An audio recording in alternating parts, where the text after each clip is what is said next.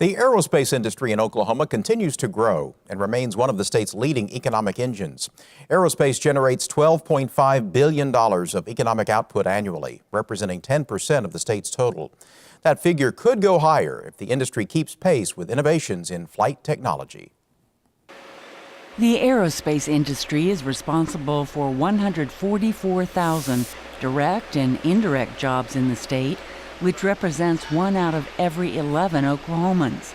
Those working directly in aerospace are making nearly $60,000 a year compared to the state average of $37,000. And the sector is growing in profitability. Take, for example, SBS Industries in Tulsa. Among other things, it manufactures parts for airplane seats.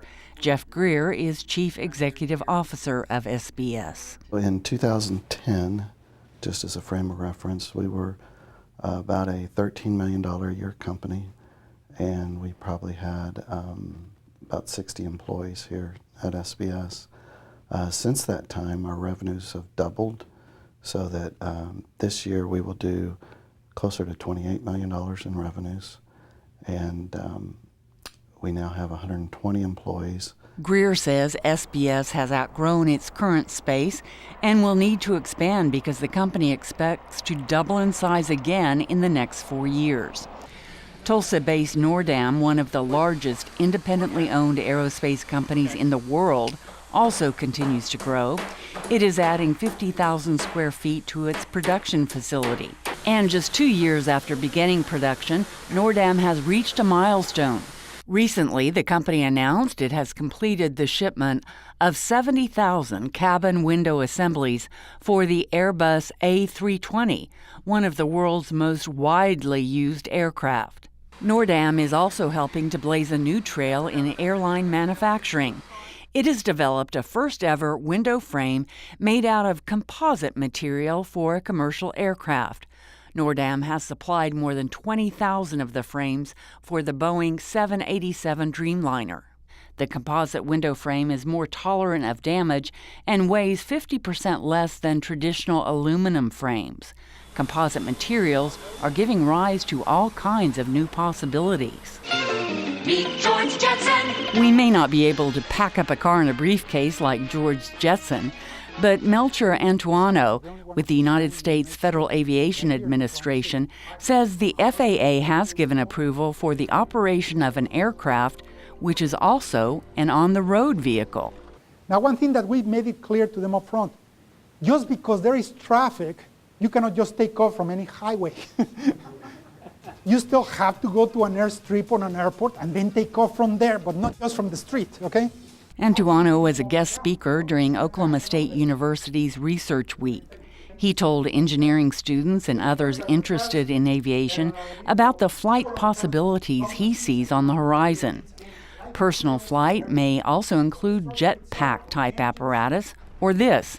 It's called the Volocopter. Unlike a traditional helicopter, it's easy to fly. The Volocopter's creators hope commuters will be able to take it to work so they don't have to languish in traffic jams. And for long air trips, there is testing being done on the Aeroscraft. It's like a blimp, but can travel at 174 miles per hour and take 250 passengers a distance of 6,000 miles. Instead of taking a cruise ship, you take an airship. You have casinos, stores, theaters, all kinds of entertainment on board. Jeff Greer says the future of flight means those working in the aerospace industry face a new learning curve. We work in a world where we have primarily produced metal parts, and there's still a place for metal parts in aerospace, and there always will be, but those opportunities are going to be fewer and fewer, and we're going to continue to adapt. We're seeing a lot of need, not just in aerospace, but also in energy for different types of composite applications in the fastener world. Mary Smith is the executive director of the Tulsa Air and Space Museum. Smith says state leaders have known for some time Oklahoma needs to build up its skilled and credentialed workforce to meet the demands of the aerospace industry. She believes schools will need to adapt to keep pace with scientific advancements. Our education institutions in Oklahoma have to still teach skills with metal aircraft, because there's a whole bunch of them out there and they're going to be out there for a long time. But then there's this new generation of airplanes coming in that has a significant portion of the airplane is made out of composites. So the schools have to be able to teach both of those skills, and they are different. And a lot of that is stuff we'll be learning as we walk, I think. Over the next decade, industry experts predict commercial aircraft production will increase by 25%, driven in part by the replacement of obsolete airplanes with new ones made with composite material. And if that prediction holds true, Oklahoma's aerospace industry could reach new heights when it comes to jobs and profits.